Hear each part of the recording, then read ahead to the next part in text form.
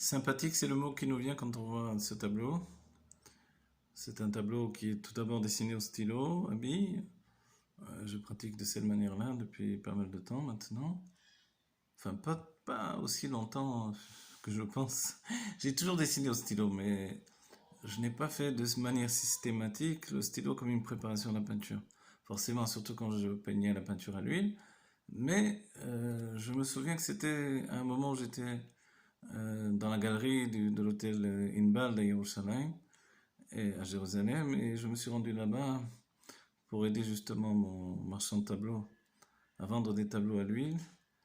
Et, et je me suis rendu compte en voyant les tableaux qui m'entouraient que, que ça manquait de précision, comment dire, que la peinture en elle-même pouvait atteindre un niveau un peu affadi, fadas, je sais pas comment on dit, c'est-à-dire fade, et que j'avais envie presque de dessiner les traits qui étaient comme ramollis par la technique où beaucoup de blanc donnait un côté fade. Et de là est venu mon désir de reprendre le dessin. Évidemment, dans la peinture, c'est une grande discussion, entre Ingres et Delacroix. Qu'est-ce qui emporte l'un sur l'autre? Et c'était évidemment le fondement même des impressionnistes, la couleur ou le dessin. Et là, je me rends compte que les deux sont essentiels. Et comme pour Delacroix lui-même, ou Degas ou d'autres peintres impressionnistes, le dessin ne limite pas la couleur. Il la limite dans le bon sens, évidemment, puisqu'il donne une structure, et la lumière de la couleur vient s'habiller dans cette structure. Mais le dessin, lui, il est ce qui communique finalement la structure de base. Et ensuite, la couleur vient y intégrer un autre élément, la vie, la spontanéité.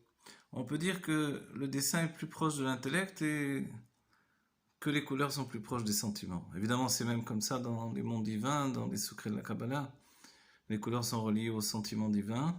Et puis le dessin, lui, il est relié à un niveau qui s'appelle l'intellect, puisque surtout dans un état comme ça où il utilise le noir et le blanc. Ici, vous voyez, j'avais pris la décision également de préserver le blanc de ce panneau. C'est un panneau de bois reconstitué, comme on en a derrière les armoires. Et l'idée était simplement de changer de support, de quitter le papier, d'abandonner un peu la toile aussi et de me retrouver face à un support autre. Et dans ce support-là, alors, justement, la manière dont les couleurs se posent, ici c'est de l'acrylique, il y a quelque chose de très spontané que j'aime. Voilà. Et c'est vrai que si on va donner une note à ce tableau, on va lui dire qu'il est sympathique. Voilà, il a sa taille, il n'est pas immense, regardez par rapport à ma main. Voilà. Mais il est suffisant pour imprégner la notion d'existence et de présence.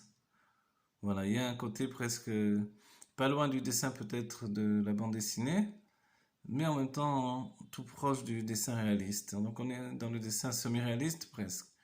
Donc ce qui prend justement au dessin d'illustration et de la bande dessinée la vie, la spontanéité, et puis dans le regard de la réalité, tout le travail d'un peintre.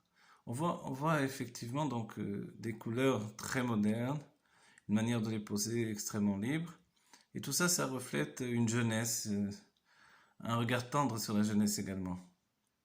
Voilà.